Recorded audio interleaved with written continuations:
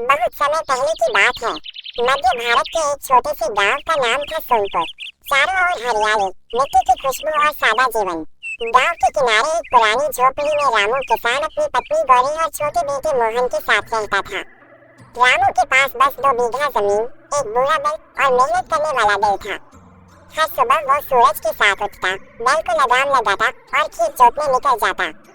गौरी घर पर मिट्टी के चूल्हे पर रोटियां सेंकती और मोहन को स्कूल भेजती। घर छोटा था पर उसमें संतोष और प्यार बहुत बड़ा था। एक साल गांव में भीषण सूखा पड़ा। तालाब सूख गए, नदियां सिकुड़ गईं और खेतों में दरारें पड़ गईं। रामू की फसलें जलकर राख हो गईं। घर में अनाज खत्म हो गया और बच्चे को दूध तक नसीब नहीं हुआ। गौरी ने आंसू भरी आंखों से कहा, अब क्या करेंगे जी? भगवान ने भी मोह लिया है। रामू ने गहरी सांस लेकर कहा, अब उम्मीद सिर्फ इंसान से है। चलो गांव के साहूकार लालचू से उधार मांग लेते हैं। गांव का साहूकार लालचू माल अपने नाम की तरह ही लालची था। वो गरीबों को ऊंचे ब्याज पर पैसे देता और जब वे चुका न पाते उनकी जमीन हड़प लेता। उसकी हवेली सोने चांदी से भरी थी, लेकिन उसकी आत्मा काले धुएं जैसी गंदी थी। रामू उसके दरवाजे पर पहुंचा और हाथ जोड़कर बोला, लालचू भैया, भगवान के नाम पर कुछ अनाज दे दो, फसल आने पर चुका दूंगा। साहूकार ने नकली मुस्कान दी और बोला, ठीक है दूंगा, लेकिन ब्याज दोगुना लगेगा। अगर नहीं चुका पाए तो जमीन मेरी। रामू ने सिर झुका लिया। उसके पास कोई और रास्ता नहीं था। वो थोड़े अनाज के बदले अपनी जमीन गिरवी रखकर लौट आया। अगले साल बारिश खूब हुई। रामू ने दिन रात मेहनत की। बैल बूढ़ा था पर रामू का जोश जवान था।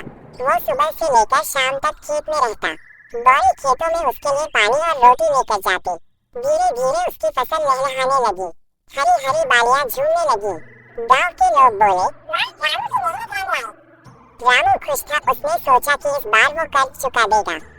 लेकिन कहानी में मोड़ अभी बाकी था।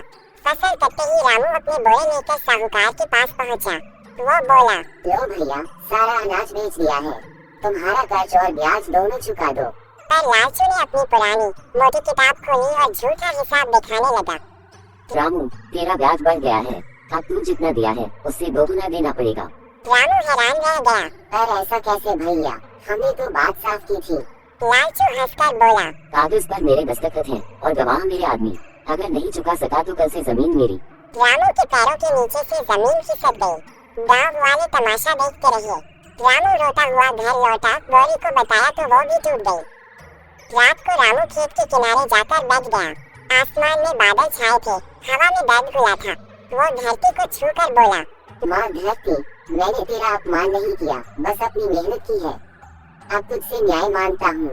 तभी हल्की रोशनी फैली। मिट्टी से एक बूढ़ी औरत प्रकट हुई। उसका चेहरा चमक रहा था, आंखों में करुणा थी। वो बोली,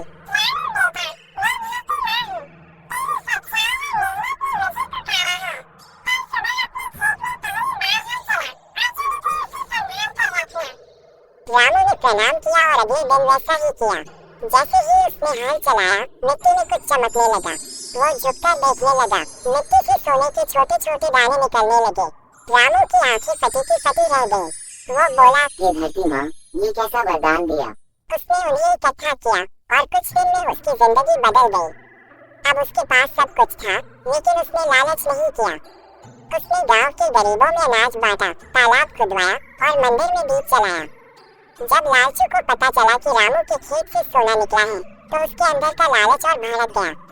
वो बोला, अगर रामू को सोना मिला तो मुझे क्यों नहीं मिलेगा? आखिर खेत तो मेरी जमीन है। रात के अंधेरे में वो अपने आदमियों के साथ खेत में गया। कहने लगा, चलो हल चलाते हैं, देखो कैसे सोना निकलता है। उसने जैसे ही हल चलाया, मिट्टी से हजारों सांप निकल पड़े। सांपों ने फुफकारते हुए लालचू को घेर लिया। वो डरकर भागने लगा, मगर सब व्यर्थ। सांपों ने उसे डस लिया और वही धरती में समा गया। सुबह जब गांव वाले पहुंचे, तो खेत पर सिर्फ एक लकड़ी का तख्ता पड़ा था, जिस पर लिखा था,